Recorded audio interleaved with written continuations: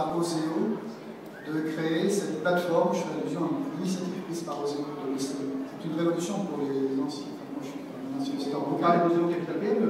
Voilà, donc c'est pour moi une révolution, puisque enfin, les entreprises pouvaient avoir accès plus librement à des augmentations de fonds propres, ce qui n'était pas possible jusqu'à présent. Ensuite, on s'est aperçu qu'il y a une limite à cela, c'est que, comme tout réseau ouvert, il y a des exagérations, c'est-à-dire qu'il peut y avoir des requins d'un côté, investisseurs, il peut y avoir des entreprises qui trompent le monde de l'autre, et Oseo en a tiré d'ailleurs les conséquences, puisque l'organisme a créé une structure plus professionnelle pour les investisseurs institutionnels. Et pour financer sa boîte, le point extrêmement positif, c'est que justement, on évite ces dérives et qu'on qualifie chacune des deux parties dans l'intérêt de tout le monde. Donc voilà ce que je voulais dire. C'est vraiment une révolution que de pouvoir lever des fonds et de le faire de façon efficace, parce que tout le monde en a entendu un peu parler. Je fais allusion aux investissements ISF. Vous avez des personnes qui sont conseillées mal, en disant que de toute façon c'était perdu, mettons de l'argent dans une entreprise, c'est un peu un billet de loterie. C'est un gâchis monumental.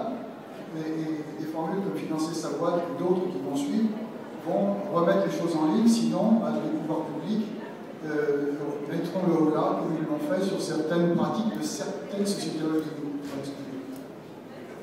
Et donc, pour rendre cette révolution permanente, comment faut-il faire évoluer la plateforme, à votre avis? Non, vous adresse la question. Directement, il y a tous, mesdames et messieurs. Non, mais là, je pense que l'initiative est encore assez récente. Oseo, c'était 2008, financer sa boîte, c'est assez récent. Je pense que ça va monter en puissance. Le cadre est bien tracé. Des manifestations comme celle d'aujourd'hui vont dans le bon sens. Il faut que le message soit passé. Je ne doute pas qu'il le soit, et je crois qu'on a vraiment le modèle pour moi. Olivier Pécheron, Christophe Couture, quelle est la place d'un réseau public à côté d'un réseau privé? Qu'est-ce que. Question piège? Des questions pièges pour la fin? Alors là, est-ce que j'ai pas d'avis. Non, est-ce que notre.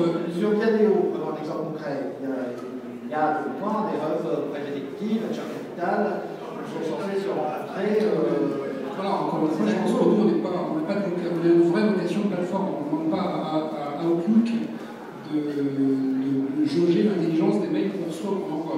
Nous, notre métier, c'est d'avoir une plateforme qui fait que les gens se rencontrent, c'est de faire que le conseil qu'on peut donner, c'est de financer sa boîte aide, ou peut-être déjà, parce qu'il y en a des milliers, des dizaines de milliers, je ne connais pas tous, peut-être d'avoir son hub sur Viadeo et qui puisse s'en servir comme un relais pour découvrir des nouveaux, soit des investisseurs, soit des nouveaux porteurs de projets.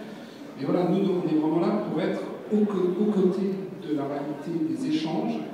Une journée comme aujourd'hui, il y a la preuve qu'il y a des échanges, qu'il y a du business qui est en train de se faire.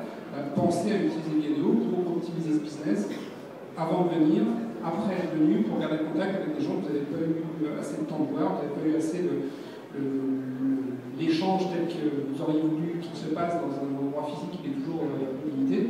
Voilà, prenez le relais, appuyez-vous sur le réseau des personnes que vous voulez rencontrer pour aller plus vite et développer le business. André Jeunet, Christophe Couture, puis André Jeunet, le mot de la fin. Le mot de la fin? Non, André Jeunet aura le mot de la fin et vous rebondissez sur Olivier. Oui, je rebondis juste. Effectivement, à la limite, le rôle d'un réseau monté sur Wikiwi pour une organisation parmi nos clients, d'Assosystème, SFR ou autre, c'est vraiment d'avoir une conversation autour de l'activité professionnelle entre gens du métier, d'impliquer les clients et les partenaires, comme je le disais tout à l'heure. Et le recrutement, eh bien, on le fait sur des plateformes comme Viadeo ou autres. Il est évident que, et c'est un axe qu'on développe aujourd'hui assez fortement, Viadeo, c'est une plateforme parmi d'autres de sourcing de clients, de sourcing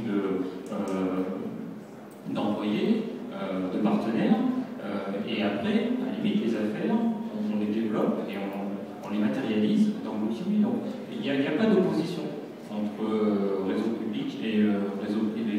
Et c'est un petit peu comme pourquoi on met une porte à l'entrée de l'entreprise, c'est qu'à un moment, il faut avoir des discussions entre nous. C'est un peu ça. André Jeunet. Oui, je ne dirais pas mot mot de la fin, c'est le mot du commencement.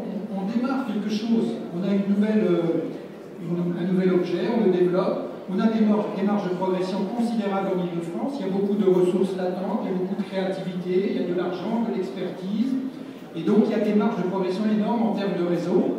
Et puis, ce qu'on fait ici, c'est un réseau ouvert, donc accessible à tous. Donc, il y a aussi, on connaît des réseaux qui sont fermés pour des raisons qui ne sont pas des raisons forcément légitimes du point de vue du développement économique et social. Donc là, on développe un réseau ouvert, donc on a là aussi des marges de progression très considérables et tout à fait utiles en termes de politique publique.